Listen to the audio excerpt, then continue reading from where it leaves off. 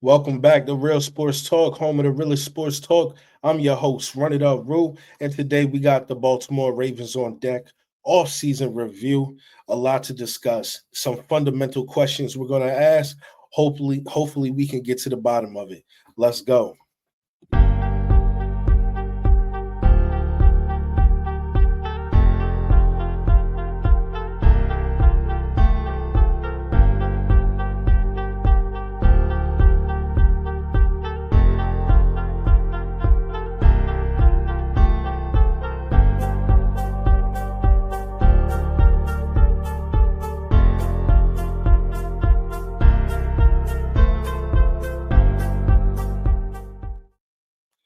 The Baltimore Ravens won the AFC North with a record of 12-5. They lost in the divisional round to the Buffalo Bills 27-25. Now, going into the season, they had a lot to look forward to. They had every reason to believe that this was the season that they were going to host the Lombardi Trophy and bring that back to the city of Baltimore. Now, Lamar Jackson had two interceptions in the first half that, in my opinion, ultimately put the nail in the coffin for the Baltimore Ravens. Now, we all know that Mark Andrews ultimately, threw that final shovel of dirt on the coffin with that drop in the end zone. But I'm a big believer in what you do in the past can fuck with you in the future. For example, you in the streets, you stopped dealing in the streets, you was grimy, you know what I'm saying? You wasn't trustworthy, you made enemies. All of a sudden, you have a family, try and change your life around, do better for you and yours. One day, you happen to bump into somebody from your past, or you don't even see them coming, but they see you. And ultimately, things happen. Is that your fault right then and there? No, it's not.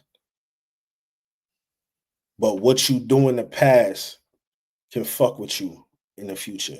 So with that being said, that's how I correlate those two turnovers in the first half by Lamar Jackson. It was that costly.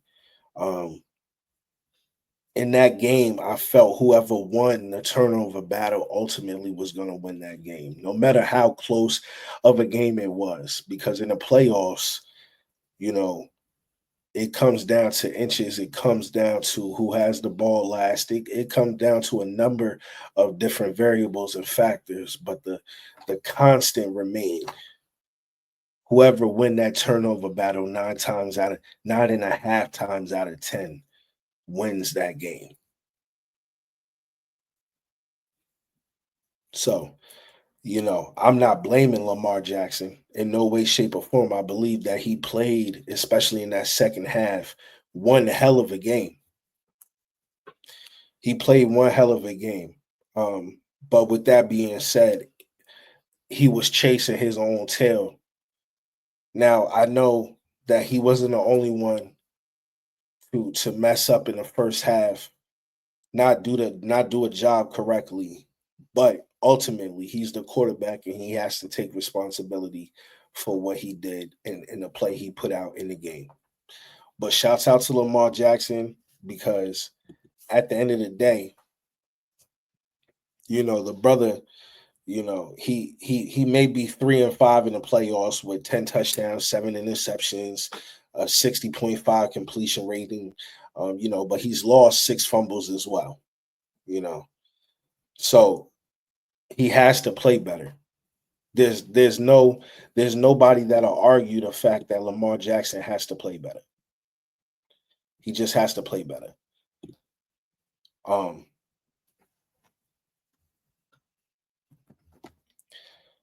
but as far as Lamar Jackson losing the MVP race to Josh Allen, I'm a little bit confused. I'm a little bit confused as how as you can have the stats that Lamar put up. And although Josh Allen had one hell of a season as well, probably his best statistical season, you lose this. I believe Lamar Jackson is first team pro, all pro. How do you not win MVP with these kind of numbers? Lamar Jackson versus Josh Allen passing stats for the regular season. Completion percentage was 66.7 for Lamar Jackson, 63.6 for Josh Allen. Passing yards was 4,172 for Lamar Jackson. Josh Allen was 3,731. Yards per attempt was 8.8 for Lamar. Josh Allen was only 7.7. It's a big one right here. Passing touchdowns, 41 to 28. 41 touchdowns for Lamar Jackson. 28 for Josh Allen. He had 4 interceptions. Josh Allen had 6. His passer rating was 119.6. Josh Allen was 101.4. That's just the passing stats. That's just the passing stats. Let me tell you about the running stats. Lamar Jackson versus Josh Allen rushing stats for the regular season. Rushing yards, Lamar Jackson had 915. Josh Allen had 531. 915 yards at the quarterback position is damn near a 1,000-yard runner. A 1,000-yard runner, right along with 41 passing touchdowns. What are we doing? What are we talking about? What is the discussion? Rushing yards per attempt, 6.6. Josh Allen had 5.2. Now, rushing touchdowns, I got to be fair. He got them. He only had 4. He only had 4 rushing touchdowns. Josh Allen had 12. Let me put an asterisk right there. And the reason why I'm putting an asterisk by that 12 is because as I'm not saying he's not rushing for those yards. And I'm not saying that all of those touchdowns are 1 yard, 2 yard runs. But Josh Allen, and I'm going to say this, some of y'all may not like it, has not proven to be the passer over the last year and a half that Lamar Jackson has proven to be. He may have come along faster. He may have been passing. He may have been passing at a more efficient rate than Lamar Jackson. But over this last year and a half, he has not played that quarterback position better than Lamar Jackson has played that quarterback position.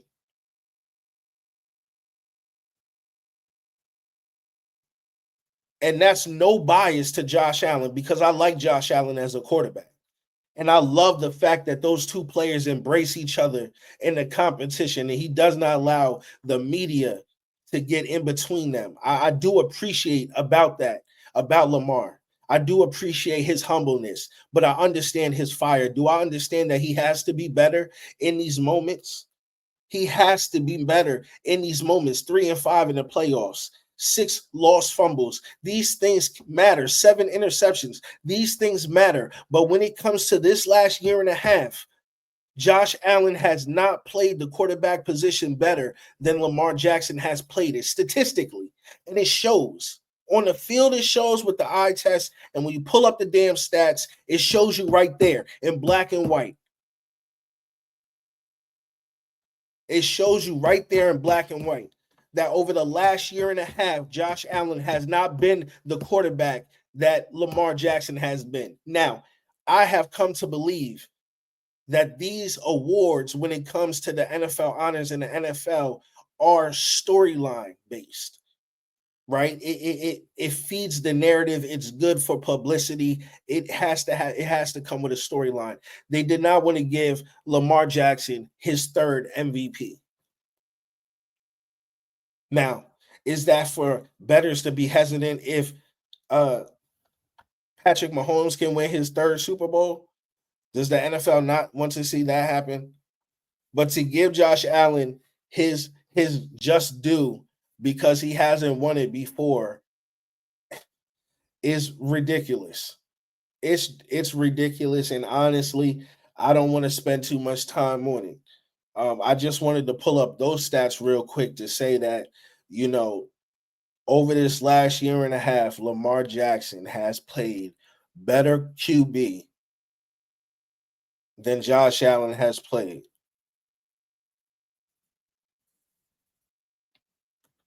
Now let's get back to the Baltimore Ravens.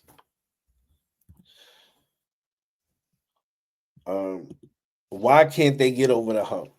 What is it? What is it about the Ravens? Why they can't get over the hump?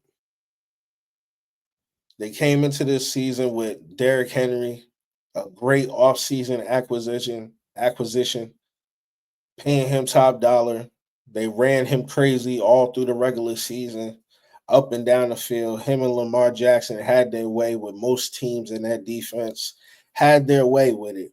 What is it about the defense? What is it about the offense? What is it about the Baltimore Ravens overall? What is it about the special teams?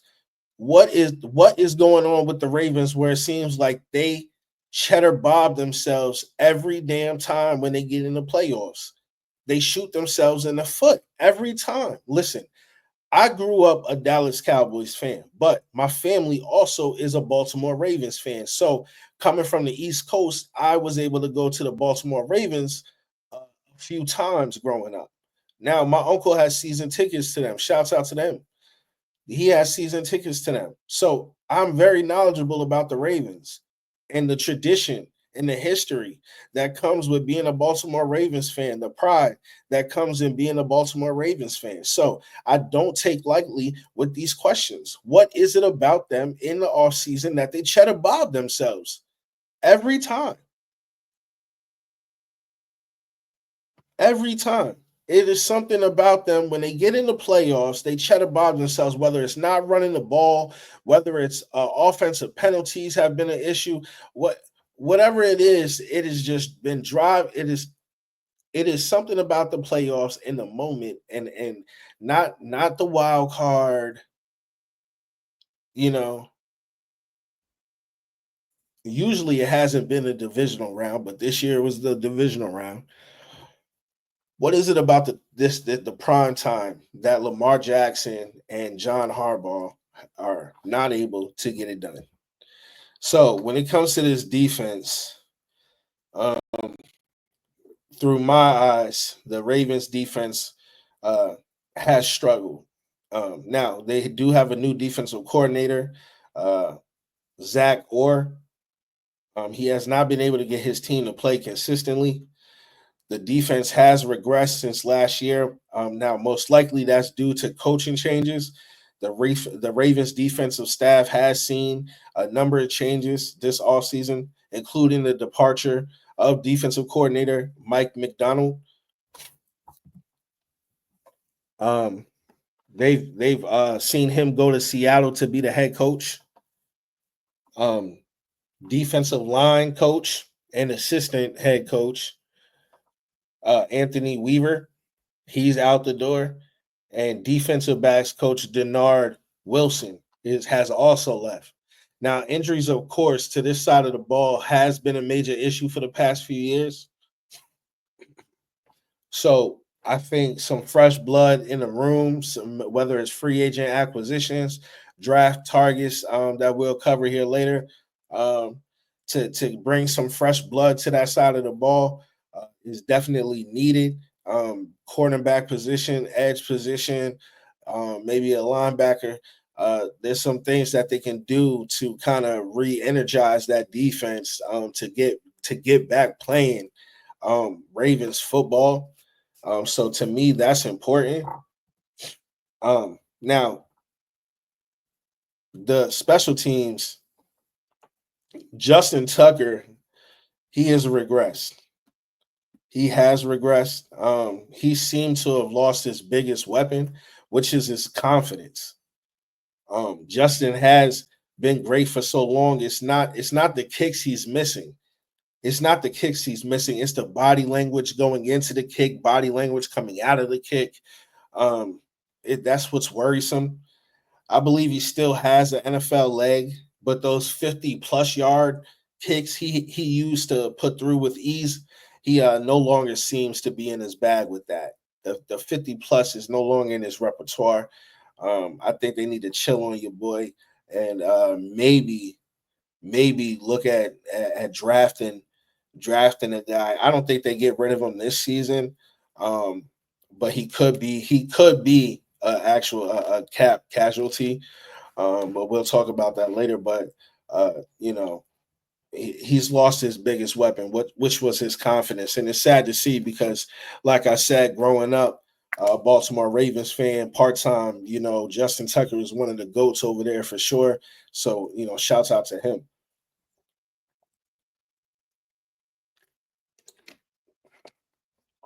And it hurts. It hurts to say that because he's still young. I think he still enjoys the game. So, you know, uh, whatever he does this off season, I think another team will definitely be looking at him. Would definitely be looking at him. Now, when it comes to the offense, the reason why the Ravens have kind of stalled when it comes to their offense in certain key moments is due to their they lead the league in penalties, and the second team behind them has 10 fewer, so it's a lot, and they've been able to reach the place where they were, uh, you know in spite basically of that offensive line. The offensive line was a killer this year. They deal with illegal formation penalties, week after week, and negated positive plays and stalled drives. Basically, anytime and key in some of those key moments, like for instance, the Oakland game, special teams, I believe, put them in position to kick that field goal and win. So there was a couple of games where the special teams and the offensive stall drives and the penalties killed the Ravens, and I believe some of that crept into the postseason when the pressure was turned on after those turnovers. But Lamar was able to overcome them because it was the moment, and he was trying to be great. So it was definitely some problems with the offense as well. Now, the Baltimore Ravens, they have 23 players that will test free some form of free agency coming this offseason. 19 players are set to hit the open market, not including a potential Justin Tucker dismissal, which could help as a cap casualty. I believe a post June 1st cut. Now, wide receiver Deontay Johnson is an unrestricted free agent. Offensive lineman Ronnie Stanley. He's in a void year. Stanley will hit the open market as the top offensive tackle. And now O line Patrick McCarry is an unrestricted free agent. He is a versatile lineman who can play tackle and offensive guard. Quarterback Tre'Davious White is an unrestricted free agent. He had a solid season and could possibly return next season if not offered a contract that the Ravens aren't willing to match. I think that definitely could be a possibility for Baltimore Ravens just as a veteran in that room, because I do think they want to get younger at that cornerback position, but having a veteran in that room who has played at a high talent at a high at a high oh, brain fart. He has played at a high level. He has played high level. Yes, he has played at a high level, and I believe if injury can is if the injury bug is kind of left him, I think next season will be even better for him, being a year removed from his last injury. So Tre'Davious White, that's a guy you want to watch out for. Now, wide receiver Nelson Aguilar. Now they re-signed him on a 1 year deal. He logged 29 catches for 231 yards and two touchdowns. He's most likely going for either an upgrade or a younger wide receiver, probably through the draft. Now, this is a guy I think that they'll also be looking to retain is Patrick Ricard.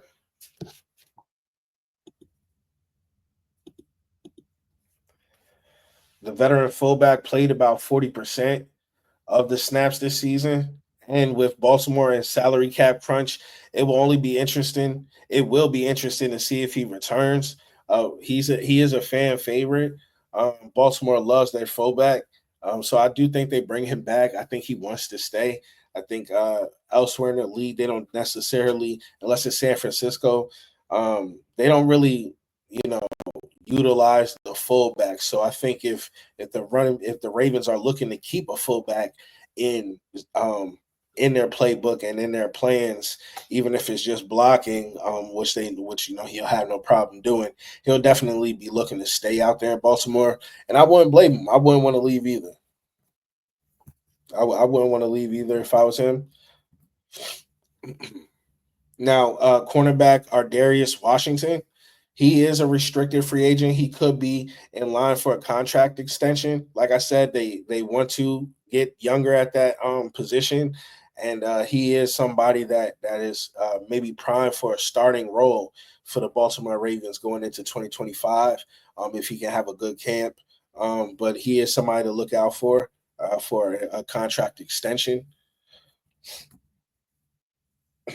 Now, the Ravens cap space, they are projected to have 17.1 million in salary cap, and they could gain more by restructuring contracts. So, they could be looking to bring back a lot of these guys if they are looking to retain their talent. But there are some possible free agent out there that I think could fit with the Baltimore Ravens. And the first starting with Aziz Aguilar or Malcolm Kuntz. I think both of those guys would fit perfectly with the Baltimore Ravens.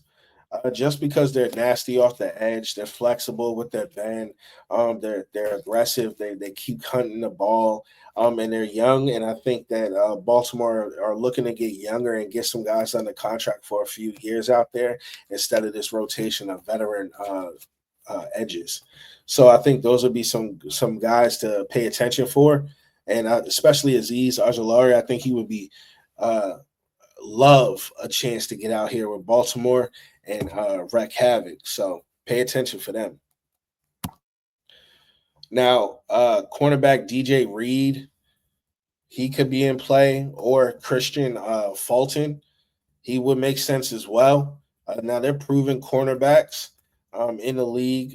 Now they are on the older side, so the Ravens could pick one of these guys to be the veteran in the room. But that's for another day. Now, like I said, the Ravens will be looking to get younger at most likely every position of need. I think they do great with drafting. So most of their biggest moves will probably be in the draft. I could see them either moving up, combining a couple picks to move up, especially if there's a guy out there that they really have their eye on, maybe another wide receiver, maybe, like I said, a starting cornerback. It all depends on how they have the graded on these guys on their big board. Um,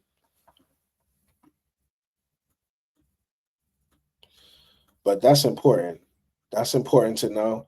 is that most of their talent will be coming through the draft this season. I think that the Ravens will use most of their cap to retain most of their guys.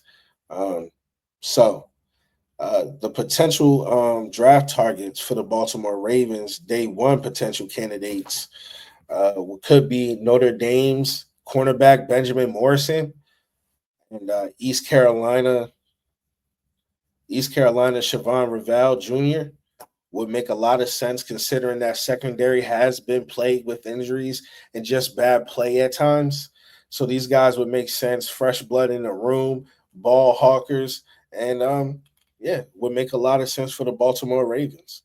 Now, when it comes to the edge rushers, Ohio State's JT Tuimoloau, he would make a lot of sense for them. We also have Georgia, Mikael Williams. He would make a lot of sense. Now, if Mark Andrews is a post June 1st cut, yes, Baltimore Ravens fan. I know. Some people are on the fence with Mark Andrews. I still happen to believe that Mark Andrews is a hell of a tight end. Um, I I love Isaiah Likely for the Baltimore Ravens. I can see him definitely stepping up and getting more of a role in the offense next season. So, but I would love to see, uh, Mark Andrews still on his team. But if he isn't, Michigan's tight end Colston Loveland, paired with Isaiah Likely, would make a lot of sense here, most definitely. Now, the running back room, they need some fresh blood in there as well. Yes, I know they have Derrick Henry, but just as a change of pace, um, guy, I think is definitely needed. I can see them poking their nose into this running back room probably early in the draft. And North Carolina running back Omarion Hampton, I think he's a great runner, good vision. I think he does a lot of things well that the Baltimore Ravens could see as a fit here. Now, let's see if they pick him. Now, as far as the day two potential targets, Georgia's offensive lineman Jarrett Wilson, he's a guy that could be picked in probably the third or fourth round, um, second or third. I mean, excuse me, second or third round. Um, mm, He's a strong, he's a good inside guy. I mean, he plays with good hand, good bend, good leverage. You don't catch him getting beat a lot. I wouldn't call him a mover. It's going forward and stuff like that, but he does play the inside well. I think he is a right guard. That's just my position. I mean my position on him. Jared Wilson, Georgia. He's a guy to look out for in day two. Day two as well, South Carolina's defensive tackle TJ Sanderson. Now, I think he's going to move up people's board here, especially after a great combine showing. He did play well in the was it the Shrine Bowl or it might have been a Reese's Bowl he was in, but I know he did have a good showing wherever he was at. Which one? TJ Sanders is a guy to look out for, but he may be off the board for the Ravens, but he actually could go end of day one. I think there will be a run on defensive tackles simply because there's a couple like real top guys, and then there are some just like really sound uh, rotational pieces, so I could see him being kind of a part of that initial rush. So, watch out for him. Defensive tackle TJ Sanders. Shouts out to him. Now, Ohio State's Lathan Ransom. Now, safety position. Baltimore love their safeties. We love our safeties. They got Kyle Hamilton out there. We love our safeties. Now, this guy right here paired with Kyle Hamilton would be absolutely insane. Jared Wilson, hard hitter, comes down, likes to be in the box. He has a nose for the ball. He has a nose for the tackle. Smart tackle, lethal tackle. You don't see him missing a lot of tackles. Ohio State safety Lathan Ransom. He could be on the board for the Baltimore Ravens, or could be off the board by the time the Baltimore Ravens pick. But shouts out to him. Dude's a stud. He's a dog. Now, Alabama cornerback Damani Jackson, he's a guy right here I can see going in a day two, maybe even end of day two. He's a guy that has a nose for the ball. He's a sticky dude. Stays with his guy. Sometimes he gets beat, but that's not for a lack of try. He could sharpen his tackling skills, but that's my take on Damani Jackson. Tell me in the inbox, I mean in the contact in the comments if I'm wrong. But Alabama cornerback Damani Jackson could be on the board for the Baltimore Ravens. Now, Louisville edge Ashton Galati. Galot. I'm not sure how to pronounce that still. He's a stud. He comes from a smaller program in Louisville. But he does have some good flexibility off the edge. He could work in a pass in a stop and a run, but he does get some sacks. And I think in the right situation, the guy could actually be one of those guys that can give you some work early, but it definitely depends in the situation that he lands in. But he could be on the board for the Baltimore Ravens a little later on at either end of day two, maybe beginning of day three, if still on the board. Because I do think uh, Baltimore Ravens could double dip. Not really sure which position, but I do think they could double dip. Now, how can they get to over the hump into the Super Bowl? My quick takes on that would have to be shore up the defensive secondary with health, right? Shore up the defensive secondary with health. Find a pass rush in the youth. I'm just tired of seeing them rotate these defensive guys in. Now they have been getting, good rotation.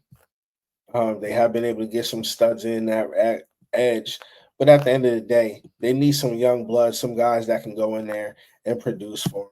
And when they're able to do that, the Baltimore Ravens are pretty scary. They're pretty scary when they're able to do that. Now, reduce the offensive penalties. They just be beating themselves, honestly.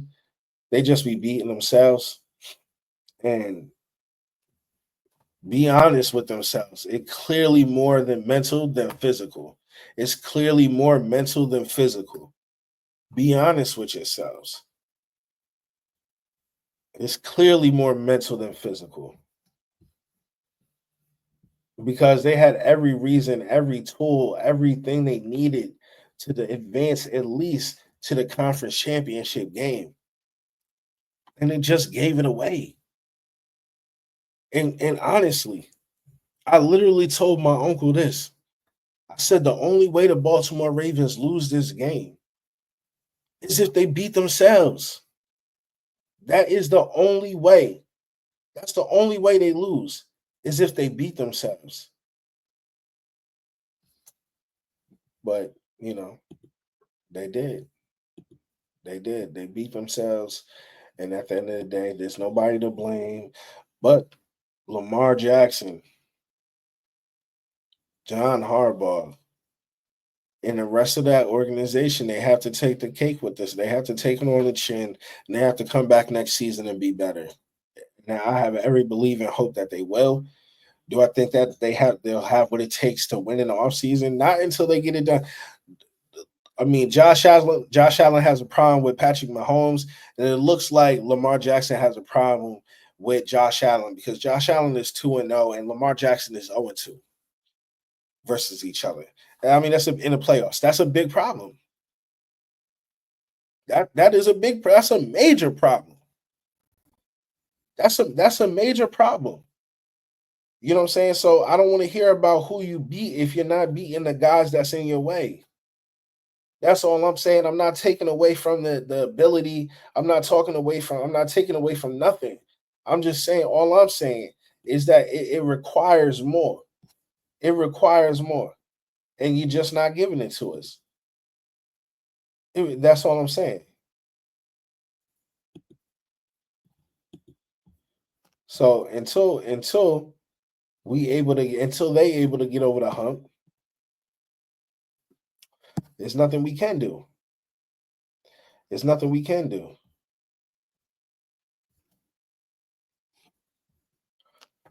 Yeah. But the last point is Lamar has to come up big in the biggest moments of the game, and he can't be the reason why they lose. Lamar has played his ass off in the second half of the divisional round, but he had two turnovers over in the first half. They were costly. And to me, that sums up the game for me. It wasn't Mark Andrews dropping the end zone. So they have to go into this next season and really be truthful with themselves, be honest with themselves, clean up them penalties, shore up that back end, but offensively and offensive minded. They have to keep that same fire and passion that they played through the regular season. They have to keep that going when they get in the playoffs. They have to understand that they are the underdogs. History is doomed to repeat itself if different approaches is not taken. They have to be truthful with themselves. They gotta be. That concludes the Baltimore Ravens offseason review. Make sure to like, comment, and subscribe to the channel. Hit that notification bell. As always, it's been real.